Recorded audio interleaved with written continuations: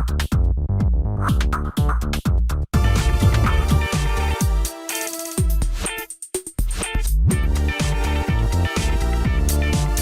Students and welcome to Abhyas tutorial YouTube channel. तो कैसे हैं आप लोग और आपकी पढ़ाई कैसी चल रही है? मेरे ख्याल से अच्छी चल रही होगी। और अभी तक हम लोगों ने सॉल्यूशन एंड कॉलिगेटिव प्रॉपर्टीज में वेपर प्रेशर का कॉन्सेप्ट अच्छे तरीके से कवर कर लिया था। वेपर प्रेशर में उसको अफेक्ट करने वाले फैक्टर्स, क्लॉसियस-क्लैपियन इक्वेशन, उसका mathematical derivation as well as हम लोगों ने उस पर कुछ न्यूमेरिकल्स भी कवर किया था। तो मेरे ख्याल से आप लोग अच्छे से स्टडी कर रहे होंगे, क्वेश्चंस वगैरह भी सॉल्व कर रहे होंगे। अब हम लोग वेपर प्रेशर को और आगे बढ़ाते हैं और कवर करते हैं कि किसी सॉल्यूशन का वेपर प्रेशर कैसे डिफाइन किया जाता है। यहाँ पे हमारा टॉपिक है आज का वेपर प्रेशर ऑफ सॉल्यूशन। तो वेपर प्रेशर ऑफ सॉल्यूशन का टर्म जैसे ही आता है तो हमारे मन में दो तरह के क्वेश्चंस आ जाते हैं कि सॉल्यूशन बना कैसे होगा आखिर। तो यहाँ पे हम लोग मेनली दो तरह के सॉल्यूशंस के लिए वेपर प्रेशर कैलकुलेट करेंगे। पहला, एक ऐसा सॉल्यूशन जिसमें सॉल्यूट नॉन वोलाटाइल।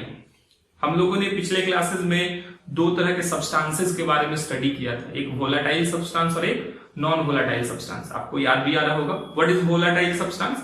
एक ऐसा सब्सटेंस जो वेपोराइज होने का टेंडेंसी रखता हो वो वोलाटाइल सब्सटेंस कहलाता है, जिसका वेपर प्रेशर नॉन जीरो होता है, कुछ ना कुछ वेपर प्रेशर का वैल्यू वो कंटेन करता है। और एक था हमारे पास नॉन वोलाटाइल सब्सटेंस जिसका वेपर प्रेशर कितना होता है? जीरो के बराबर होता है। तो हमारे पास दो तरह के सॉल्यूशंस होंगे, एक ऐसा सॉल्यूशन जिसमें सॉल्यूट वेपर बना सकता हो और एक ऐसा सॉल्यूशन जिसमें सॉल्यूट वेपर का फॉर्मेशन नहीं कर सकता हो। तो हम लोग केसेस वाइज उन दोनों सॉल्यूशन को अलग अलग स्टडी करेंगे, ठीक है। अभी हम लोग केस 1 में स्टार्ट कर रहे हैं vapour pressure of A solution containing non volatile solute, यानी कि यहां पे हम लोग एक ऐसे सॉल्यूशन को डिस्कस करेंगे जिसमें नॉन वोलाटाइल सॉल्यूट मौजूद होगा, यानी कि एक ऐसा सॉल्यूट होगा जो वेपर का फॉर्मेशन नहीं कर सकता हो या जिसका वेपर प्रेशर कितना हो? जीरो के बराबर, ठीक है। तो अच्छे तरीके से इस कॉन्सेप्ट को कवर कीजिएगा, बोर्ड पॉइंट ऑफ व्यू से भी इंपॉर्टेंट है, कॉम्पिटिटिव एग्जाम्स में भी अच्छे खासे क्वेश्चंस इससे आते हैं और खासकर न्यूमेरिकल्स आते हैं। तो आपको ध्यान रखना है, इस टॉपिक को अच्छे से कवर करना है, ठीक है। ये हमारा टॉपिक जो है वो competitive as well as board दोनों पॉइंट ऑफ व्यू से इंपॉर्टेंट है। तो हम लोग तो जानते ही हैं कि सॉल्यूशन कितने कंपोनेंट्स कंटेन करता है? दो कंपोनेंट, एक सॉल्यूट का और एक सॉल्वेंट का। कुछ एजम्पशंस पूरे चैप्टर के लिए यहां से यूज किए जाएंगे, उसको अभी हम लोग अच्छे तरीके से मन में बैठा लेते हैं। पहला एजम्पशन ये है कि हम लोग हमेशा सॉल्वेंट को ए से इंडिकेट करेंगे। हमेशा सॉल्वेंट को कैसे इंडिकेट करेंगे? कैपिटल ए से। जो भी फॉर्मूला होगा अगर उसमें ए यूज किया गया है यानी कि वो सॉल्वेंट के रिस्पेक्ट में यूज किया गया है, और सॉल्यूट के रिस्पेक्ट में हम लोग हमेशा क्या यूज करेंगे? बी यूज करेंगे, ठीक है। यानी कि क्लियर रहना है कि सॉल्वेंट के लिए हम लोग capital A as well as solute के लिए हम लोग क्या यूज करेंगे? कैपिटल बी का यूज करेंगे।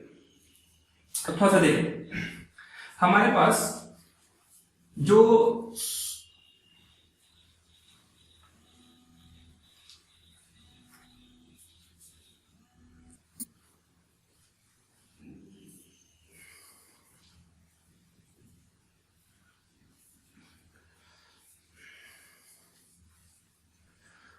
तो हम लोग जानते हैं कि सॉल्यूशन में दो कंपोनेंट होंगे, एक सॉल्यूट का और एक सॉल्वेंट का। नेचर की बात कर लेते हैं। तो सॉल्यूट का नेचर कैसा है? नॉन वोलाटाइल, यानी कि ये वेपर का फॉर्मेशन नहीं कर सकता है। तो यहाँ पे मैंने मेंशन कर दिया कि सॉल्यूट हमारा कैसा है? Non volatile. और सॉल्वेंट की बात करें तो सॉल्वेंट वेपर का फॉर्मेशन करेगा। तो solvent is volatile in nature. Solvent कैसा है? वोलाटाइल नेचर का है। फिजिकल स्टेट की बात करते हैं तो सॉल्यूट का फिजिकल स्टेट कैसा होगा? तो जनरली ये सॉलिड स्टेट में होगा, यानी कि इस तरह के केसेस में हम लोग सॉलिड स्टेट में सॉल्यूट का यूज करेंगे। और अगर हम लोग सॉल्वेंट की बात करें तो ये किस स्टेट में होगा? तो ये लिक्विड स्टेट में होगा, ठीक है। अगर हम लोग वेपर प्रेशर की बात करें तो इसका वेपर प्रेशर कितना होगा, 0, क्योंकि ये वेपर का फॉर्मेशन नहीं कर सकता है। इसलिए मैं लिख दे रहा हूं कि P नॉट B यानी कि vapour pressure of solute is equal to 0, और इसका वेपर प्रेशर कुछ ना कुछ तो होगा, यानी कि इसके वेपर प्रेशर को मैं P नॉट A से इंडिकेट कर दे रहा हूं।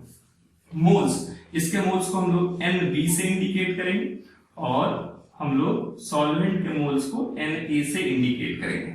मोल फ्रैक्शन याद करें, कॉन्सेंट्रेशन का मोल फ्रैक्शन क्या होता था, अपना मोल बाई टोटल मोल।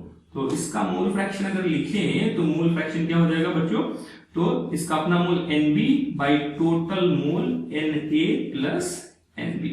और अगर हम लोग इसके मोल्स की बात करें तो क्या होगा, Na by Na plus NB। ध्यान ये रखना है कि इसको हम लोग इंडिकेट करेंगे XB से, ठीक है। मोल फ्रैक्शन ऑफ सॉल्यूट क्या होगा, XB, and XB is equal to अपना मोल बाई टोटल मोल यानी कि NB by Na plus NB। और इसका मोल फ्रैक्शन क्या हो जाएगा, तो इसका मोल फ्रैक्शन हो जाएगा XA, और XA को हम लोग कैसे रिप्रेजेंट करेंगे, Na by Na plus NB। तो ये हमारे पास एक छोटा सा डेटा है जिसका हम लोग डराइवेशन के दौरान यूज करेंगे। हम लोगों ने यहाँ पे nature, physical state, vapour pressure, moles, mole fraction, इन सारे टर्म्स को इंडिकेट कर दिया है। अब थोड़ा सा कॉन्सेप्चुअल एनालिसिस पे आते हैं कि नॉन वोलेटाइल सॉल्यूट को किसी पर्टिकुलर प्योर सॉल्वेंट में ऐड करने के बाद क्या क्या चेंजेस आता है, प्रॉपर्टीज में कैसा चेंज होता है, यानी कि मेनली हम लोग वेपर प्रेशर पे ही फोकस करेंगे। वेपर प्रेशर में कैसा चेंज होता है ये हम लोग थोड़ा सा अच्छे तरीके से यहाँ पे एनालाइज करते हैं। तो मैंने देखो मैंने यहाँ पे एक कंटेनर लिया है जिसमें कोई प्योर सॉल्वेंट A मौजूद है। अब इसके मॉलिक्यूल्स को मैंने कैपिटल A से इंडिकेट कर दिया है। क्या होगा, ये मॉलिक्यूल क्योंकि क्लोज कंटेनर में मौजूद है तो वेपर का जब फॉर्मेशन करेगा तो कुछ ना कुछ वेपर प्रेशर एक्सर्ट करेगा, और इस प्योर सॉल्वेंट A का वेपर प्रेशर मैंने P नॉट A यहाँ पे इंडिकेट कर दिया है।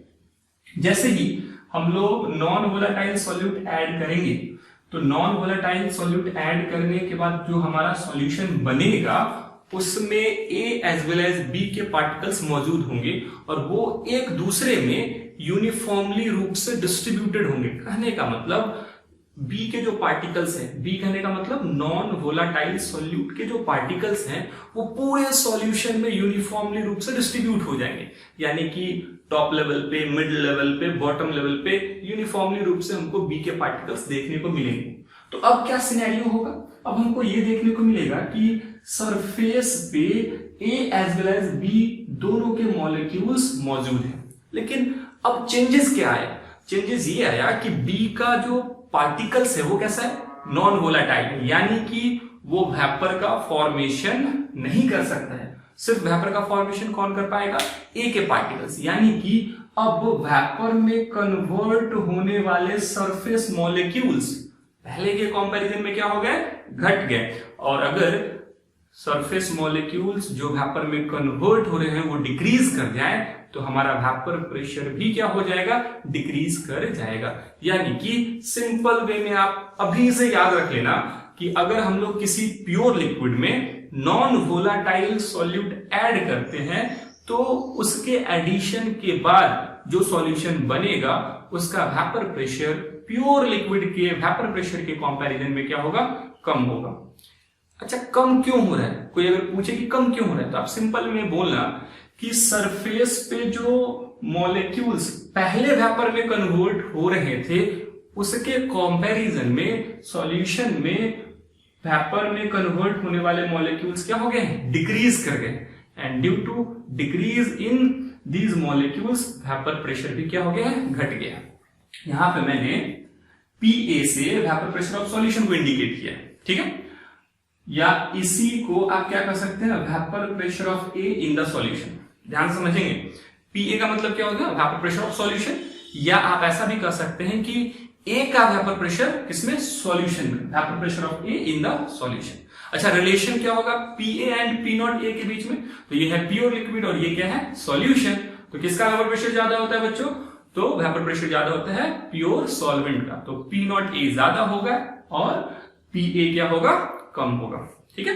अब मैंने इसी को यहाँ पे अच्छे से एक्सप्लेन कर दिया है, क्योंकि जनरली बोर्ड एग्जाम में एक छोटा सा क्वेश्चन आता है 2 मार्क्स का, पूछता है कि नॉन वोलाटाइल सॉल्यूट के एडिशन के बाद प्योर लिक्विड का वेपर प्रेशर क्यों कम हो जाता है। तो इसका रीजन मैंने यहाँ पे एक्सप्लेन किया है। मैंने लिखा है the vapour pressure of pure liquid always decreases due to addition of non volatile solute. Non volatile solute के एडिशन के बाद किसी भी प्योर लिक्विड का वेपर प्रेशर हमेशा डिक्रीज कर जाता है। क्यों डिक्रीज कर जाता है? Because in the solution the surface has both solute and solvent molecules, therefore fraction of surface covered by solvent molecules decreases. क्योंकि सॉल्यूशन में सरफेस पे दोनों मॉलिक्यूल होते हैं, सॉल्यूट के भी सॉल्वेंट के भी, लेकिन सॉल्यूट अब तो वेपर बना नहीं पाता है, सिर्फ कौन वेपर बनाता है? सॉल्वेंट। यानी कि जो फ्रैक्शन अब वेपर में कन्वर्ट होगा वो क्या हो चुका है? कम हो चुका है, इसलिए वेपर प्रेशर हमारा डिक्रीज कर जाता है। मेरे ख्याल से एकदम क्रिस्टल क्लियर हो गया होगा कि क्यों नॉन वोलेटाइल सॉल्यूट को ऐड करने के बाद सॉल्यूशन का वेपर प्रेशर प्योर लिक्विड के कंपैरिजन में कम होता है। तो अब हम लोग आगे बढ़ते हैं और इससे रिलेटेड रॉल्ड्स लॉ कवर करते हैं। देखते हैं कि रॉल्ड्स लॉ क्या कहता है। एग्जाम में क्वेश्चन आता भी है कि आप रॉल्ड्स लॉ एक्सप्लेन करें ए solution containing non volatile solute के रिगार्डिंग।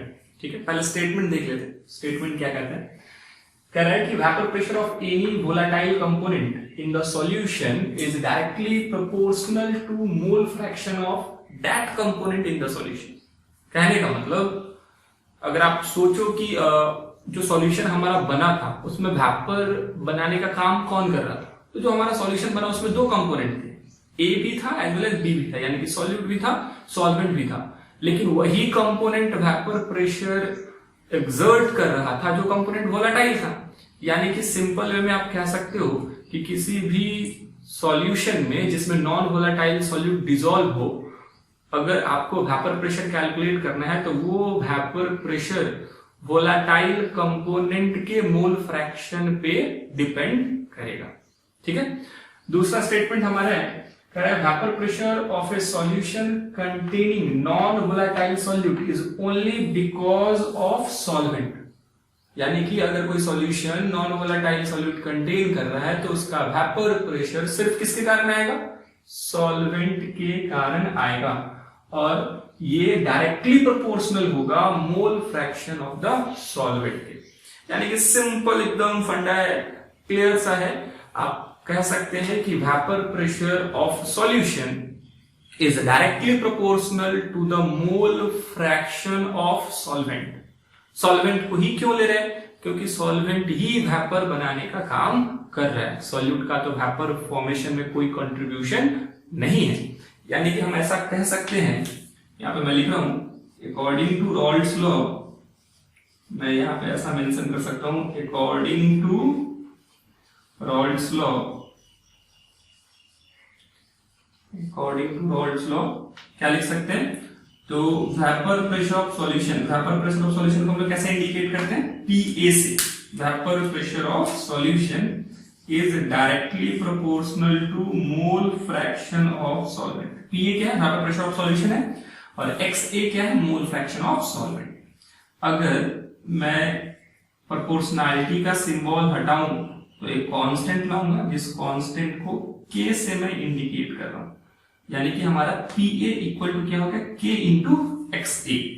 अब थोड़ा सोचो, अगर मैं ऐसा कहूं कि इफ XA अप्रोचेस टू 1, यानी कि मोल फ्रैक्शन सॉल्वेंट का कितना हो जाएगा? 1 हो जाए।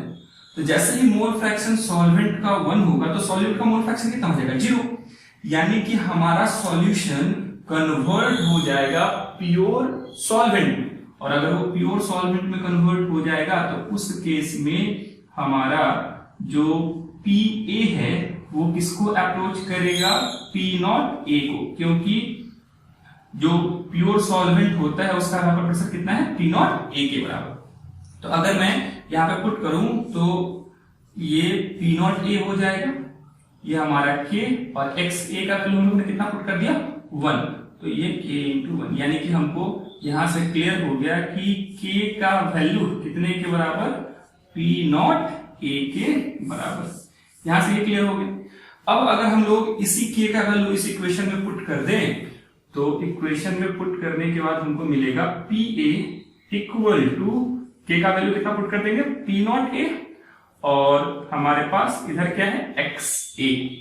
तो Pa इक्वल टू क्या हो जाएगा, P not a into XA। What is Pa? Pa is vapour pressure of solution. XA क्या है, मोल फ्रैक्शन ऑफ सॉल्वेंट, या आप ऐसा कर सकते हो वोलाटाइल कंपोनेंट। और ये क्या है, this is vapour pressure of pure liquid या सॉल्वेंट आप कह सकते हो। तो ओवरऑल हमारे पास पहला फॉर्मूला आ गया रॉल्ड्स लॉ का, क्या है, Pa equal to P not A into XA। Pa equal to P not A into XA। ठीक है, अगर मैं इसको ग्राफिकली रिप्रेजेंट करूं तो मैं ऐसा कह सकता हूं कि sir Pa equal to P not A into XA में इसको मैं y की तरह जूम कर सकता हूं, Pa को।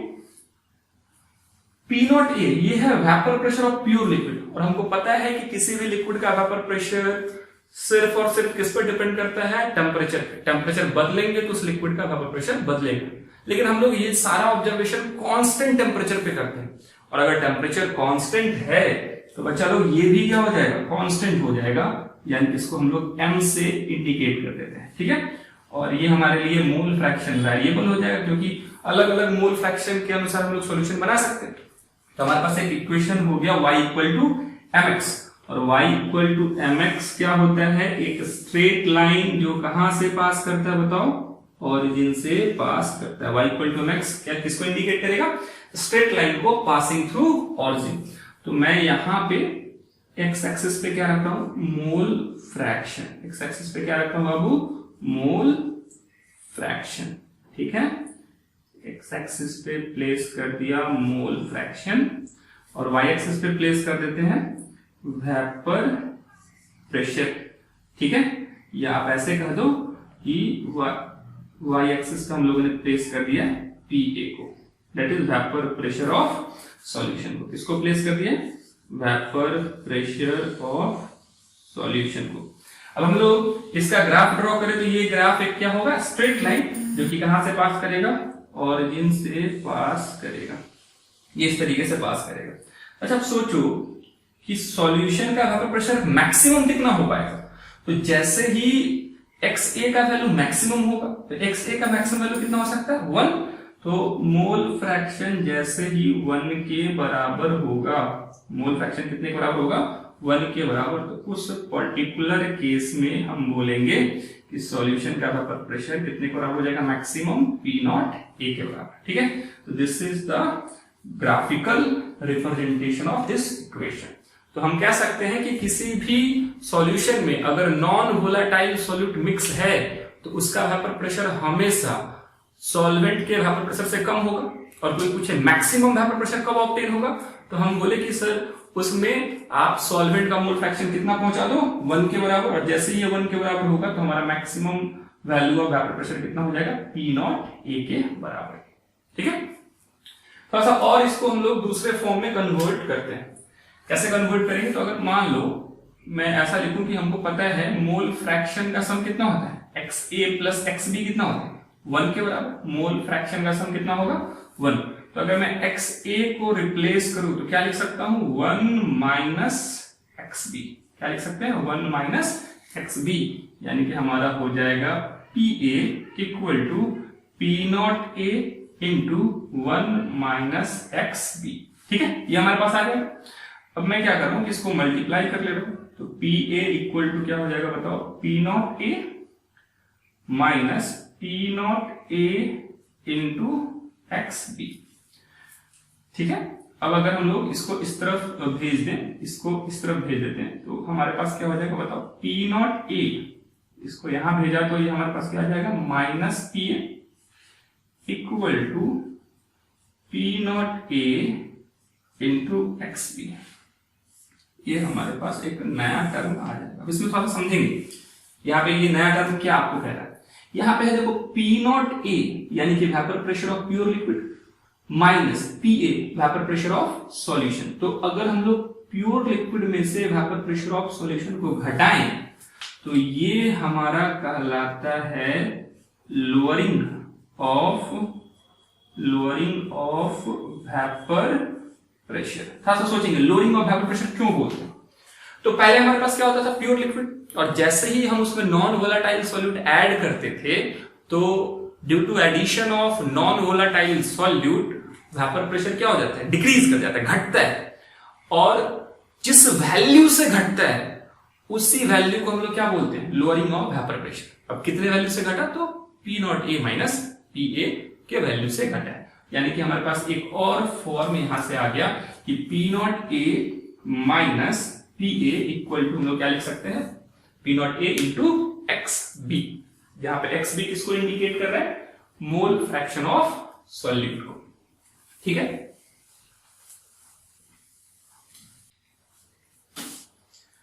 अब अगर मैं लोअरिंग ऑफ वेपर प्रेशर को डिफाइन कर लूं यहां पे,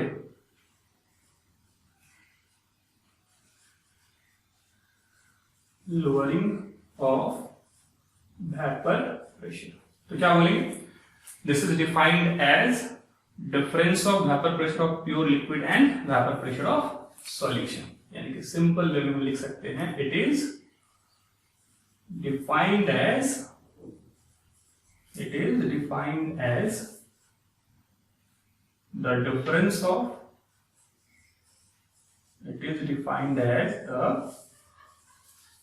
the difference of vapor pressure of pure liquid and vapor pressure of solution. ठीक है, और ये होता कितने के बराबर है, तो P not minus P A equal to कितना, तो P not A into X B के बराबर, यही होता है हमारा। अब हम लोग क्या करते हैं कि इसी को और आगे बढ़ाते हैं। अगर हम लोग उसको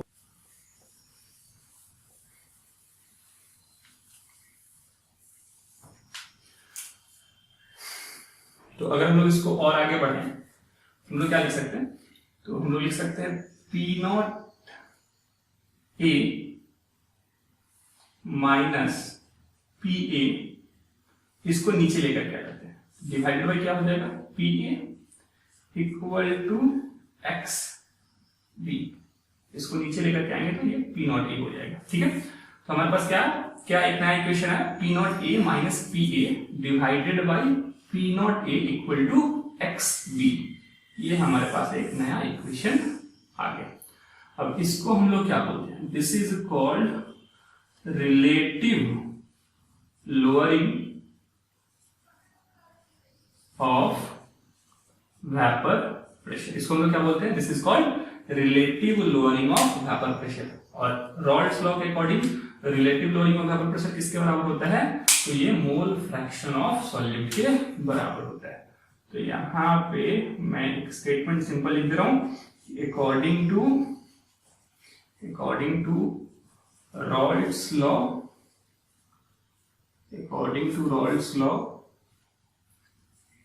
relative lowering of vapour pressure, short में आरएल भी लिख दिया, according to Raoult's law relative lowering of vapour pressure is equal to mole fraction of solute. तो रॉल्ड्स लॉ के अनुसार relative lowering of vapour pressure किसके बराबर होता है, मोल फ्रैक्शन ऑफ सॉल्यूट के बराबर होता है। अब मैं थोड़ा सा चेंज इस फॉर्मूले में और करता हूं, तो ये भी फॉर्मूला आपको याद रखना है। इसमें मैं और चेंज करूं तो मैं क्या लिख सकता हूं बताओ, इसमें लिख सकता हूं P not A minus P A divided by P not A equal to, इसको क्या लिख सकता हूं, N B by N A plus NB, ऐसा लिख सकते हैं। इसको रेसिप्रोकल कर देते हैं। रेसिप्रोकल करेंगे तो ऊपर में क्या आ जाएगा P0A और नीचे में क्या आ जाएगा, नीचे में हमारे पास आ जाएगा P0A माइनस PA और ये क्या हो जाएगा NA plus NB divided by NB। अब मैं क्या करता हूँ इन दोनों में 1 ऐड कर देता हूँ। इसको माइनस साइन से पहले मल्टीप्लाई करने के बाद अल्फा अच्छे से समझ लें, इसको पहले क्या कर दिया माइनस साइन से मल्टीप्लाई कर दिया और इसमें 1 ऐड कर दिया दोनों साइड, इसमें भी 1 ऐड कर दिया और इसमें भी 1 ऐड कर दिया। तो जैसे ही इसको हम लोग फर्दर कैलकुलेट करेंगे तो कितना आ जाएगा P0A minus PA minus P0A divided by P0A minus PA, ये आ जाएगा।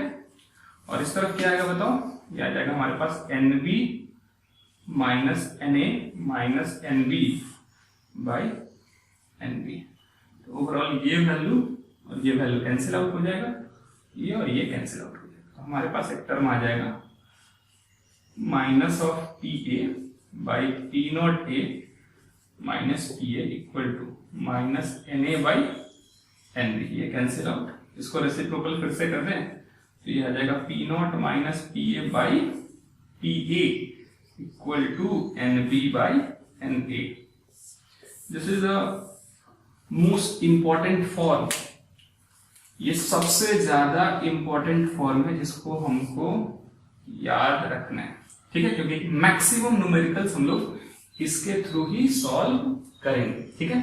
तो हमारे पास टोटल कितने फॉर्म आए ये मैं यहाँ पे एक बार अच्छे तरीके से फिर से रिपीट कर दे रहा हूँ और कौन कौन से फॉर्म का हम लोग सबसे ज्यादा न्यूमेरिकल के लिए यूज करेंगे ये भी बता रहा हूँ। तो पहला फॉर्म ये आया कि vapour pressure of solution PA इसके बराबर होगा, this is equal to P0A into XA, this is equal to P0A into XA, ये पहला फॉर्म था हमारा।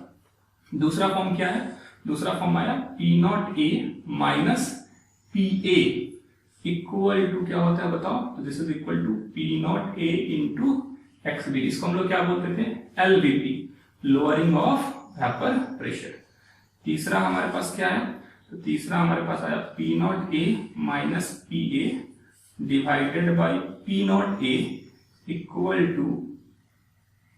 टू XB और इसको हम लोग क्या बोलते हैं RLVP, relative lowering of vapour pressure. And the fourth one जो सबसे ज्यादा इंपॉर्टेंट है क्या है P0A minus PA divided by PA equal to NB by NA।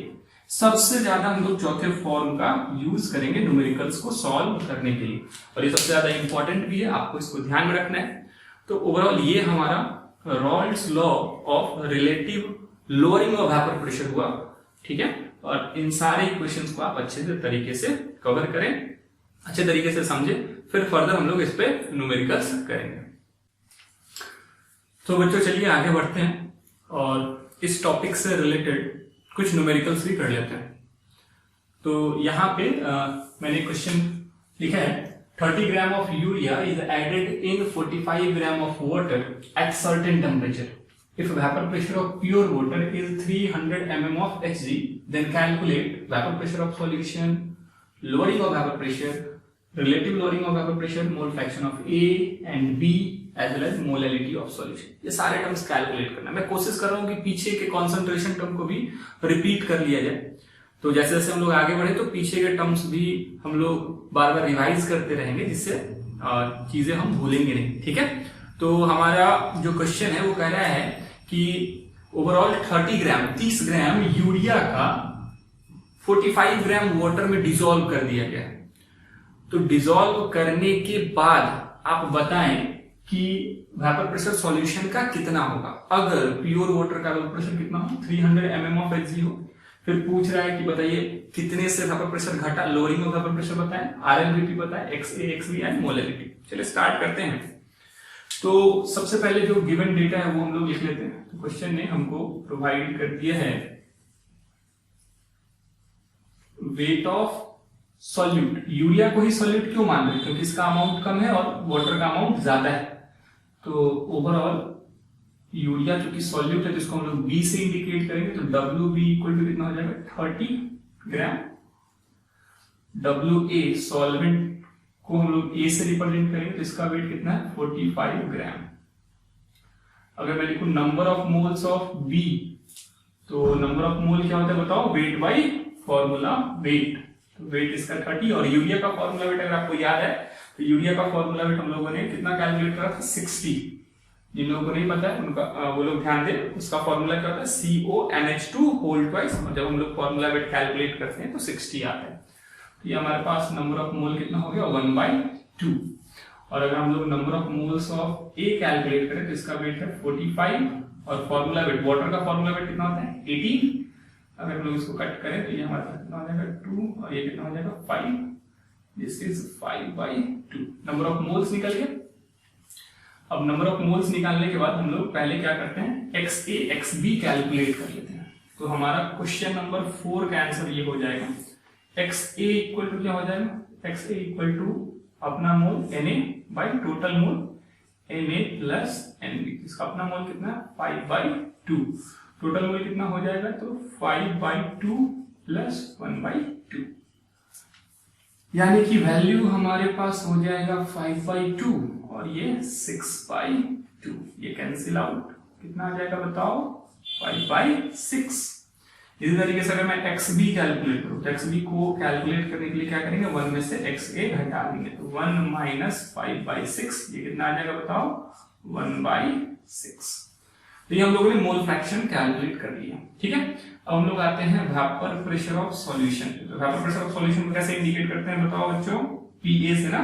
तो PA इक्वल टू क्या होगा P0A इंटू XA, और P0A कितना दिया है क्वेश्चन है 300, प्योर वाटर का वेपर प्रेशर दे दिया है, और इनटू हमारे पास mole fraction of solvent. Mole fraction of solvent देखो कितना है 5/6। अगर मैं इससे मल्टीप्लाई करूं तो ये कितना हो जाएगा 50। It means 250 mm of Hg, ये हमारा आ जाएगा। तो क्वेश्चन नंबर 1 भी हम लोगों ने सॉल्व कर लिया। अब मूव करते हैं क्वेश्चन नंबर 2 की तरफ। देखिए क्वेश्चन नंबर 2 क्या कह रहा है, क्वेश्चन नंबर 2 कह रहा है lowering of vapour pressure calculate करें।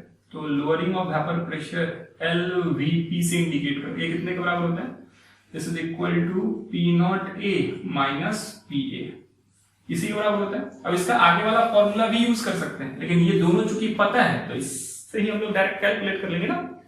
तो P0A कितना है, P0A है 300, और PA vapour pressure of solution कितना कैलकुलेट करा 250, ये कितना हो जाएगा 50 mm ऑफ Hg। ठीक है, थर्ड इज RLVP। तो RLVP के लिए भी मेरे ख्याल से आप क्लियर हो कि relative lowering of vapour pressure किसके बराबर होता है, स्टेटमेंट ही है डायरेक्ट कि ये मोल फ्रैक्शन ऑफ सॉल्यूट के बराबर होता है, और मोल फ्रैक्शन ऑफ सॉल्यूट कितना है 1/6। And the last one is molality. किसी को याद है मोलैलिटी कैसे कैलकुलेट किया था हम लोगों ने मोल फ्रैक्शन के बेसिस पे, बताओ जल्दी। ठीक है, मोलैलिटी इक्वल टू क्या होता है बताओ, मोल फ्रैक्शन ऑफ सॉल्यूट यानी कि XB by mole fraction of solvent into 1000 by formula wait. ठीक है, इसका फॉर्मूला वेट सॉल्वेंट का। गुड, तो XB कितना है 1/6, XA कितना है 5/6 इंटू 1000, और फॉर्मूला वेट सॉल्वेंट का कितना होता है 18। तो ये हमारे पास कैंसिल आउट हो जाएगा, ये कितने टाइम कटेगा तो 200 टाइम, और ये कटेगा फिर 100, और ये कितना 9, यानी कि हमारा मोलैलिटी कितना हो जाएगा 100/9। तो मेरे ख्याल से ये सारी चीजें आपको क्लियर हुई होंगी, तो आप अच्छे तरीके से स्टडी करें, और हम लोग continuously solution and colligative property को अच्छे तरीके से कवर करेंगे। तो रिक्वेस्ट मैं बार बार कर रहा हूं कि आप वीडियोस को अच्छे तरीके से देखें, उससे रिलेटेड क्वेश्चन सॉल्व करें। ठीक है, एज वेल लाइक सब्सक्राइब करना ना भूलें, क्योंकि रेगुलर अपडेट्स आपको तभी मिलेगा जब आप इसको सब्सक्राइब करेंगे।